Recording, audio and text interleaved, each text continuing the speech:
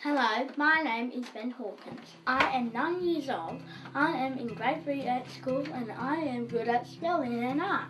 When I am not at school, I like going on a monorail and watching Formula 1 and V8 supercars on TV.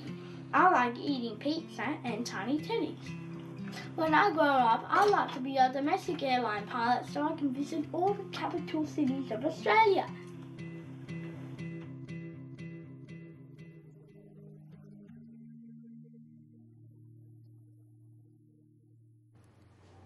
This is Ben Hawkins at just over 2 years of age. Ben's parents, Robin and Richard, had realised that their toddler's behaviour was subtly different to that of his peers. Learning new skills wasn't happening as fast as they'd expected. There were certain times when we would call him if he was involved in an activity, and it was as though he hadn't heard us talking to him. But I'd had his hearing tested when he was younger, and I knew his hearing was okay. And I also knew because he could be down in the backyard, and if a particular song came on TV that he liked, he would come running in, and he could hear that quite well. Looking back now, there were quite a few big clues that I didn't see at the time, or I didn't fully comprehend at the time. His first birthday party, I remember, you know how usually you see photos of kids with cake all over their face? Well, Ben had a cake that I put in front of him on his high chair, and I don't think he even knew that there was a cake there in front of him. Didn't eat it, didn't look at it, didn't blow out the candles, didn't do anything. And there were lots of little things like that that if I brought those concerns up to people, they would tell me not to worry because they knew another child who had been like that, but there was nothing wrong with them at all. The night before we went to see the psychologist, Richard saw a little article on the news, TV news, about a group of autistic children going on an excursion somewhere. And he came in to me and he says, "Oh, do you think Ben's autistic?" And I had thought that myself, but I'd never been able to voice my concerns out loud. And when he said that to me, I think deep down I knew that that was the case.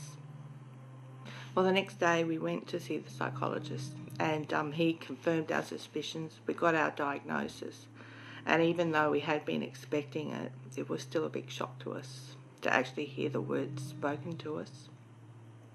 Our first and only instinct was just, how can we beat it? So we just went about educating ourselves and finding the best treatment that, would help a little boy.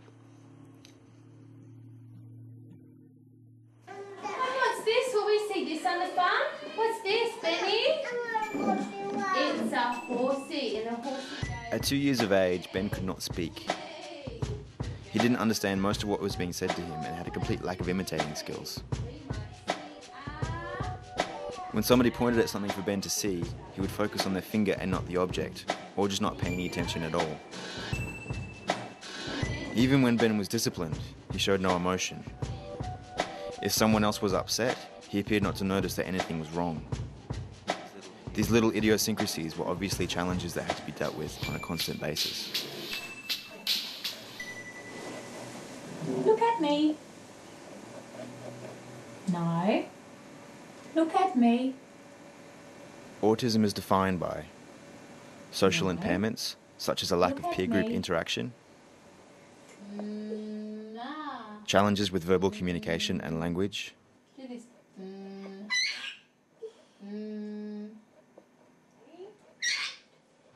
preoccupation with detail and repetitive behaviour.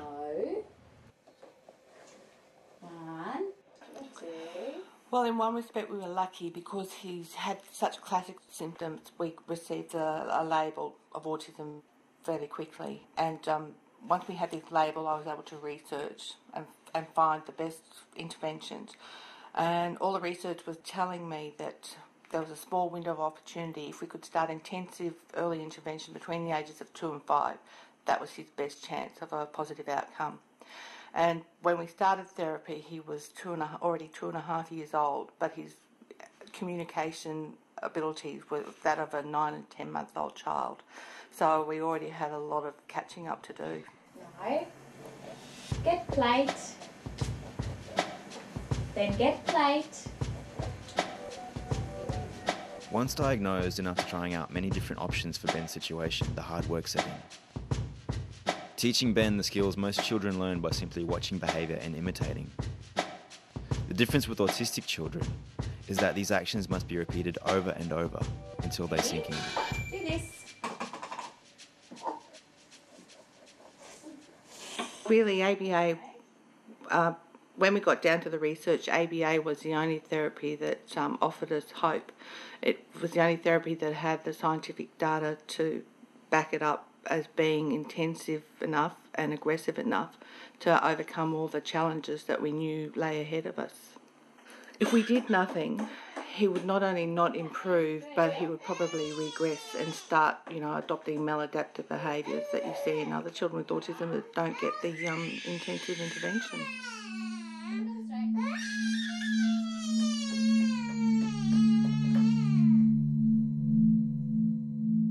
Generally, children with autism have great difficulties in learning from the same environment as their peers.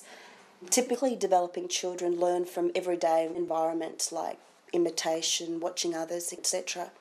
Most children with autism have great difficulties in learning that way. With the right teaching methods, not only can they learn to imitate, but a whole lot more. So head on your head. Head on head.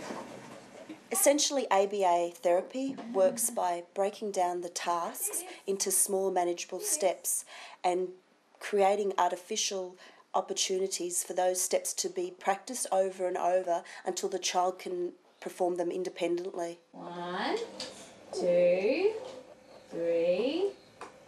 Push. 1, 2. You've been watching ABA at work. It's basically the normal patterns of life broken down into easy to manage steps that have to be practiced and rewarded over and over. 1, 2, 3. Push. 1. Sometimes at the beginning of ABA therapy, it can be quite a challenge on both the child and the parents, as the progress can be painfully slow. Basic motor skills repeated hundreds of times before the child responds appropriately.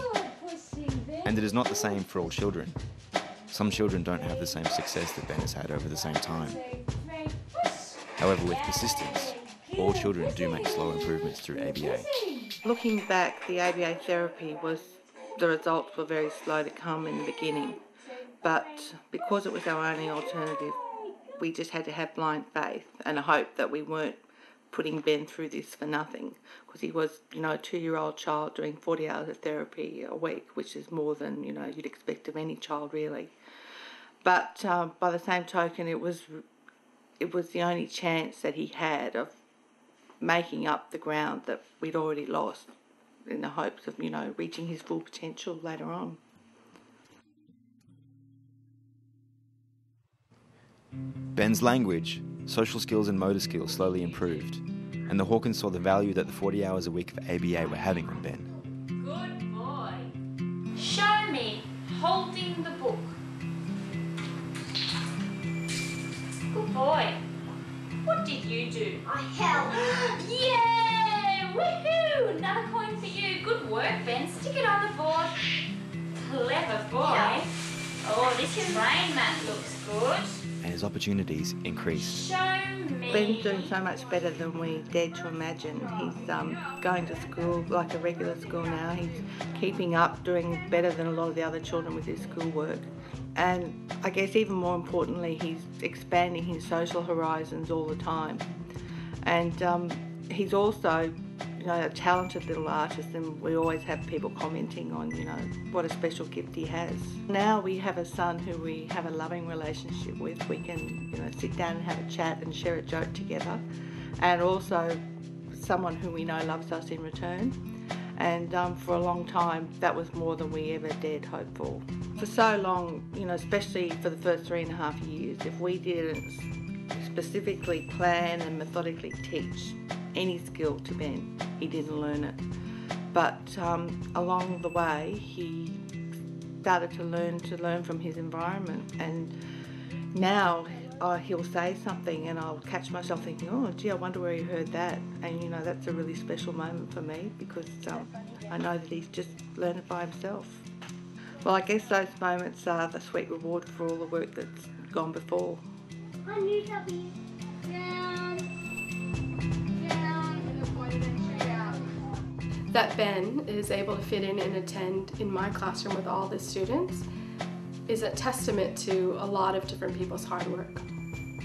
He was always a very intelligent boy. When he came, that was evident because he has never been behind academically. He's always been with the other students and kept up with the lessons.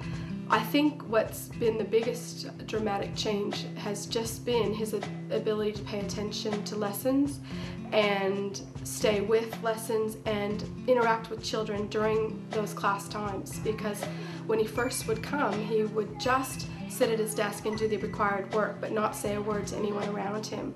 And now he will have conversations with students around him and take some time during his work to enjoy what other people are doing as well.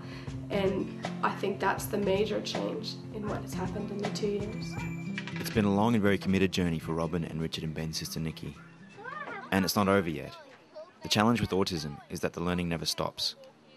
This can be very hard for parents, and there are many examples of broken marriages and depression in families affected by autism. Many people also find the commitment just too much to cope with. This is where Robin and her family have decided to do something to make this journey easier for families dealing with autism.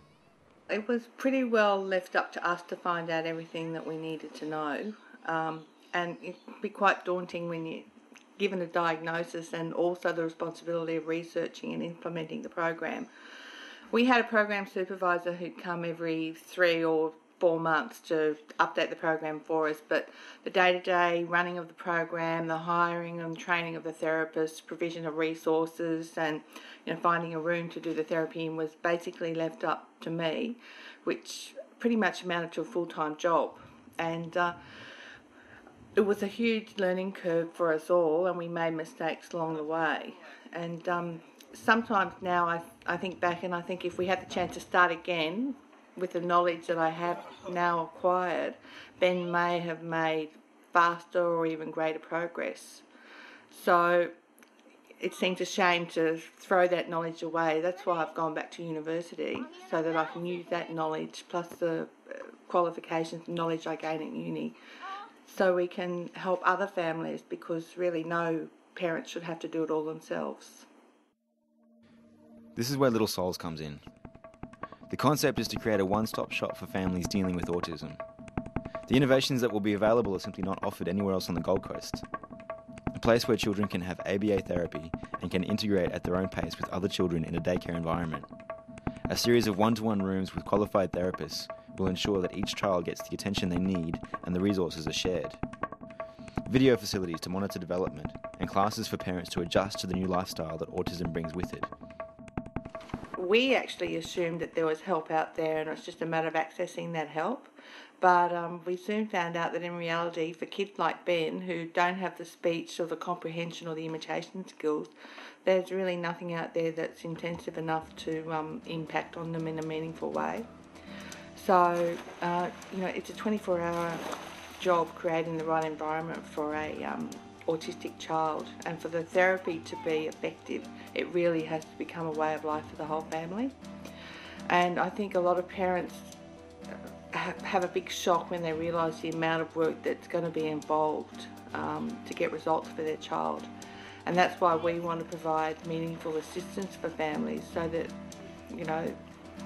they can share the experience with other families of both autistic and non-autistic children, and we can help them in a meaningful way. And really, there's nothing more rewarding than seeing a child blossom as a result of, a lot of understanding, love and hard work.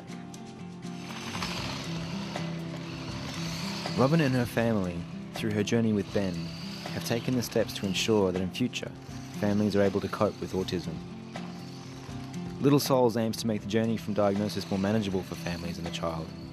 Not just a set of guidelines, but a complete system with a purpose-built childcare centre in the centre of the Gold Coast. It will incorporate ABA therapy and aims to educate the wider community and get them involved. Little Souls is a step-by-step process where hard work takes the place of miracles.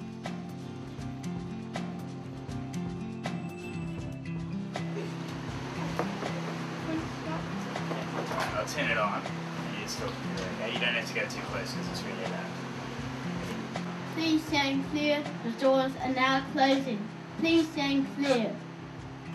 Ben's dreams of monorails would never have been possible without Robin's hard work and commitment, and without many hard lessons learnt along the way. That Robin and Little Souls aim to bring this experience to many more Gold Coast families is a testament to Ben's story. It's all about little souls taking big steps.